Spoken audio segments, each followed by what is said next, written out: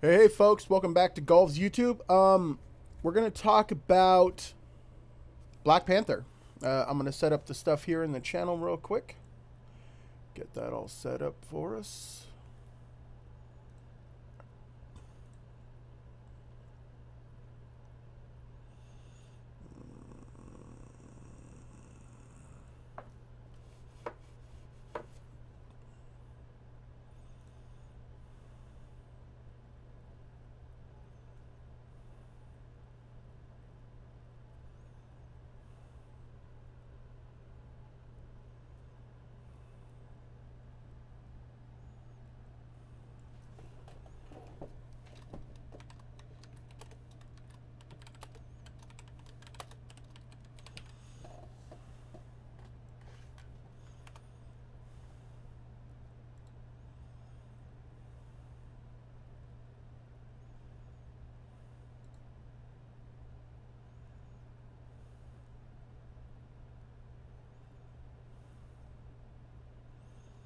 All right. I got everything mostly set up here.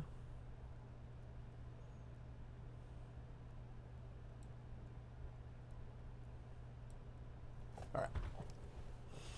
So, shoot. Let's pop over here and send a quick tweet. All changes saved.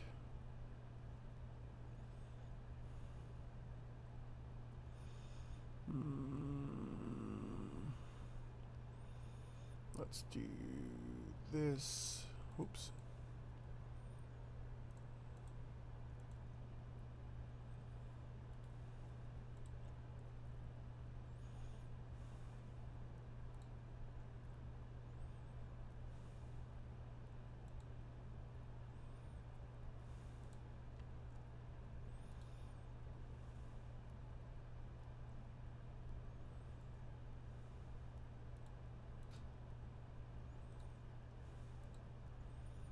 Alright, what the hell is going on?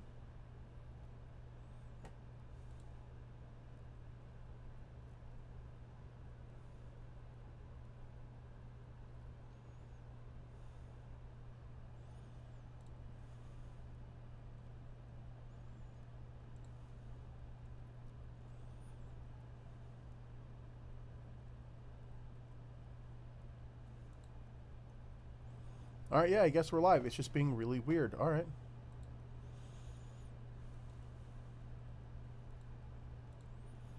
Alright, yeah, I guess we're live. It's just being really weird. Alright.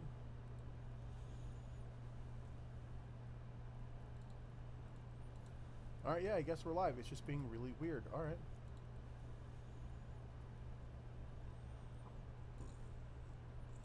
Alright, yeah, I guess we're live. It's just being... Alright. So...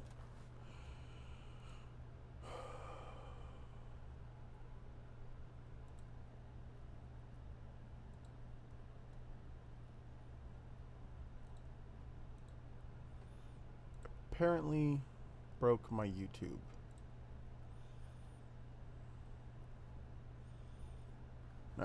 Okay, so we're going to talk Black Panther.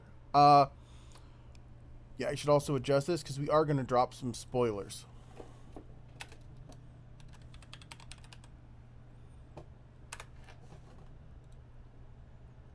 Okay, so went and saw Black Panther last night. I'm a little late to the party. Waited so I could go with some friends and we could view it together. First reaction, Black Panther, 2 thumbs up. The second reaction to Black Panther, I don't think it's my favorite Marvel film, but I'd put it in the upper echelon of these Marvel films. Put it up there with Winter Soldier, Civil War, the first Thor film. So there's some differences between this T'Challa and the version we saw coming out of Civil War. This is a much calmer, in many ways, much more kingly T'Challa, but very much at home with both his people and his family, especially. his relationship with his sister is one of the freshest on film for the Marvel films, where it's very relaxed. It's very brother and sister in a way that even the Thor-Loki relationship is not, except for in Ragnarok, in the moments in the elevator scene. So let's start with some major characters. T'Challa. Perfect casting still. Great Black Panther. Great King of Wakanda. Wakanda was, as a character, was amazing. It was beautiful. It was gorgeous. There's a scene in the film that takes place about, I guess, closer to the end than anything else. And the CGI, to me, was very glaring. It's one of the bigger flaws from the film. It's the rhinos in this movie that are CGI look great to me. I had so much fun with that scene. But there's a scene where they're falling through a shaft into the vibranium mine. And it's very neon and disjointed. I think that the fact that it was done in neon made it more noticeable. Although the blur that they did with it worked really well in hiding that.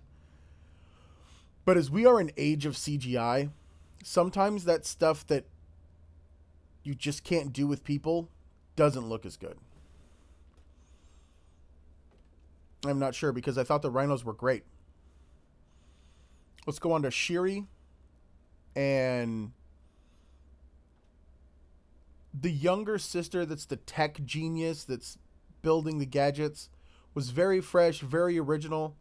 There's a joke about sneakers in this movie that's one of the funniest in a Marvel film I think ever. I literally guffawed out loud.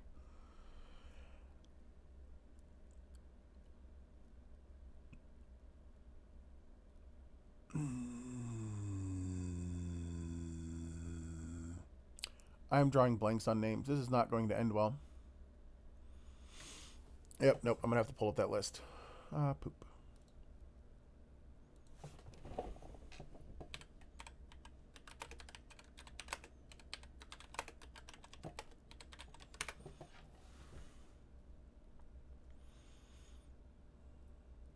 Okay.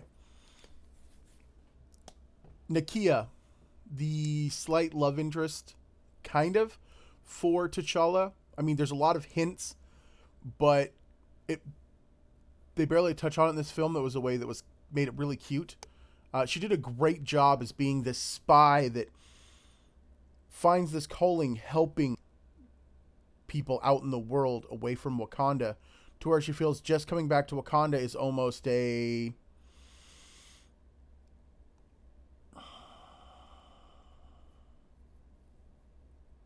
like coming back and being queen, because he jokes about it, doesn't suit her because Wakanda's not doing enough out in the world and she'd rather be doing that. Okoye was the guardswoman leader, and she was downright amazing. She was badass, regal, strong. There was no... I mean, she was able to be sexy without being about sex or being an object, and it was great. Forrest Whitaker was all right. I get why you cast someone like Forrest Whitaker, but he's just one of those characters that whenever I see him, I see Forrest Whitaker. I don't see him playing roles as much. W'Kabi, who kind of starts out as getting this impression as like T'Challa's best friend. There's some weird betrayal in the movie that was hard for me to place. That's all about loyalties and parentage. And I liked him at first, but when he takes his turn, I was kind of just didn't care about his character anymore, other than his reaction with Okoye as his wife. Ramonda, which I believe was his mom, was amazing. The actress playing his mother was downright bomb. I mean, there's nothing else you can say. She was regal and stunning and articulate in a way that was just gorgeous. This dialogue was so snappy, so articulate. And in an older generation of filming, or in a different time, this film could have been so racist. That's coming from a white guy on the internet in his 30s playing video games, But this movie could have gone so badly in the hands of a random director. But Coulier brought such a heart to this film, and it was from a perspective that it's a fictional African nation, but it's done in a way that as an African nation, it resonates with so much of what's gone on in our nation, especially with the displacement of this culture in a way where they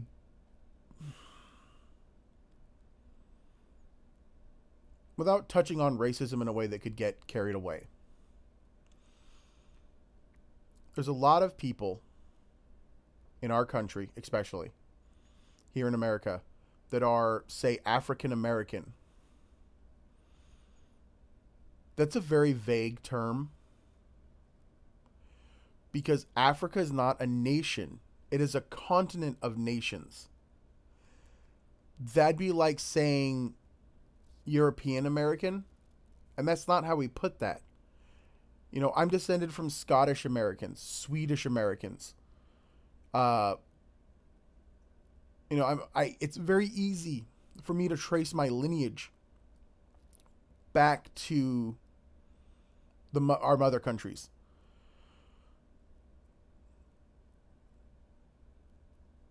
The Atlantic slave trade, which we've all read about, we all know how horrible that was without having lived it or being black. There's only so much I can understand from that, from my perspective.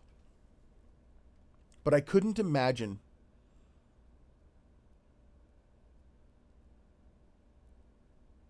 the fact that there's a very large demographic in America, because African Americans make up a huge part of our demographic, that can't trace their own history because of slavery and how much of their history was erased when they were brought here as slaves. There's no other word around it. I was going to try to find something adjectively disjointed, or perhaps. But this movie has a pride in being about Africa, in how being the most powerful nation on the planet, which Wakanda is in Marvel Comics, well, other than perhaps Atalan, the nation of Atalan when it was on Earth, but it's a whole nother set of stories. As a powerful nations, you've kind of got Wakanda and Latveria as probably the two most powerful independent nations. And they're for very different reasons. But the way this movie touches on Africans that have no sense of their history and no way to rise up in a way of equality and all this is done very subtly, I think, in a way that's not beating you over the head with it. Outside of the villain, which is Eric Killmonger, who really is a version of the radicalized, disenfranchised African American who, because of what has happened to them as a culture, can become something dangerous. And he wasn't wrong, but as they say, just because you're right when you do things in a horrible fashion and without the compassion for all others, you can't come out on top. And Eric Killmonger is one of the three, I would say, best villains Marvel's done so far. You got to put up Loki, Vulture, Eric Killmonger. Then maybe Red Skull in Captain America First Avenger. But even that one's questionable because there's a lot of weird holes in that film. But Eric Killmonger was so good. Down to the fact that this guy ritually scarred himself in a way that ties back to Africa from a guy that knows about this African heritage but doesn't really know where he's from, doesn't understand what got them to this point. And just his dialogue, his motivations, his reaction to the world is so forceful and beautiful to watch on screen. Andy Serkis's Claw is great in this film, and as he was kind of killed off camera, I really hope he gets to come back because he plays this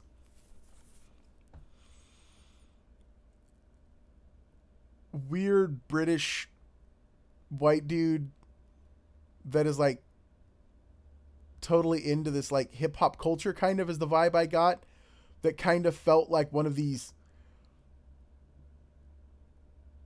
oh, I don't know. It's just, it's so good.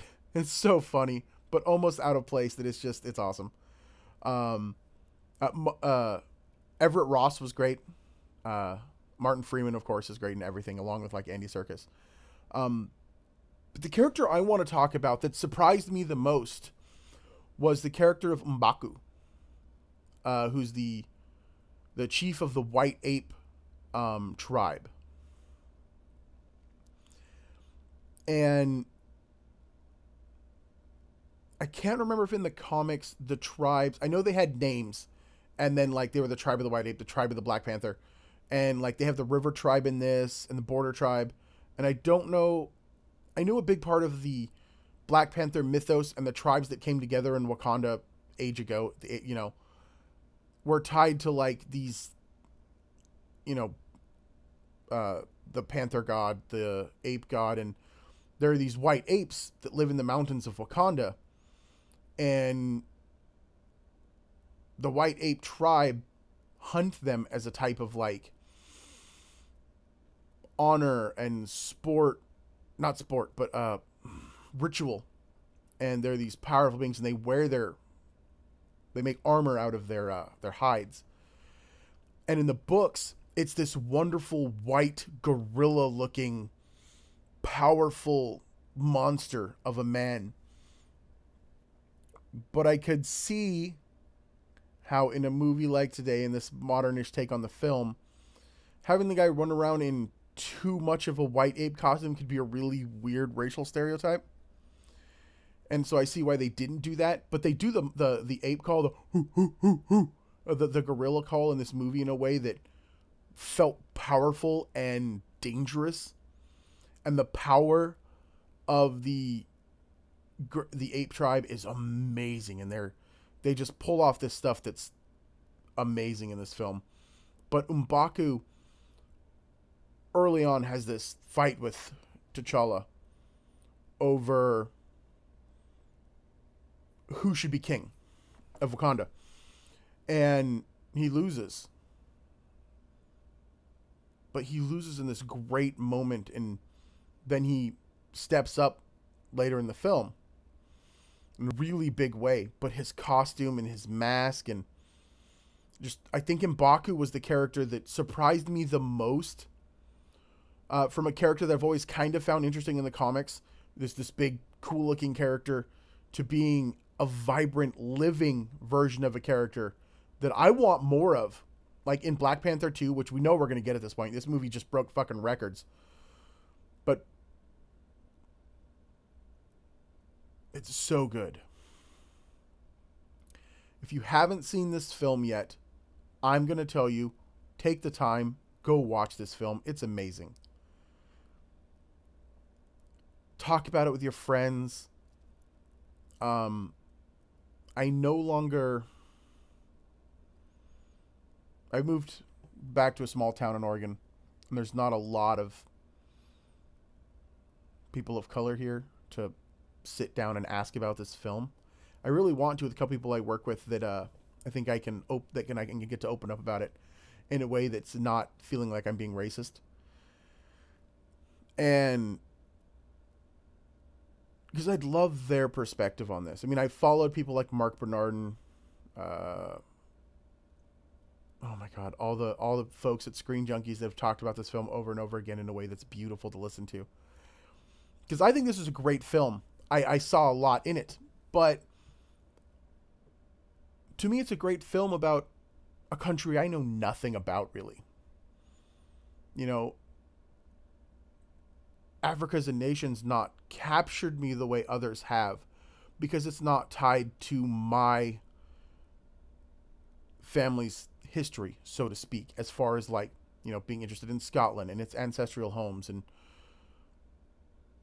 Norway and Sweden and these Viking homes that mean a lot to me, because that's my culture. That's where my culture's from. It's where my family is from, is these places. But this is a film that came along in a way that takes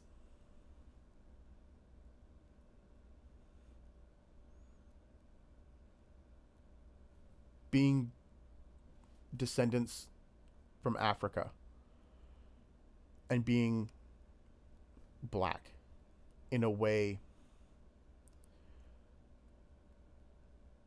that was gorgeous and powerful to watch. And I can't imagine how empowering that must feel from people that have been marginalized in the superhero community overall.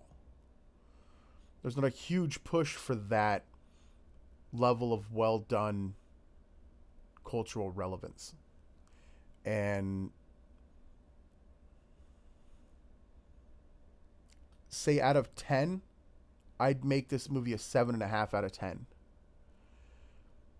It's got some flaws in CGI. It's got some flow issues at times where they could have edited or cut things out, or things that had to be carried over from other films that kind of pulled back from this film. But it's so damn good. I can't wait to see what they do next. I want more of this character. I want more of these characters specifically. And we'll see what happens with the Marvel Universe going forward. But this has been Let's Talk About Black Panther, and hope you guys enjoyed the review. Again, like I said, go see the film, talk about it with your friends, feel the cultural relevance of a film like this in our time. In an age of heroes, in an age of geekdom, a movie like this is about more than just heroes and villains. It's about where we can be as our own heroes and villains. That being said,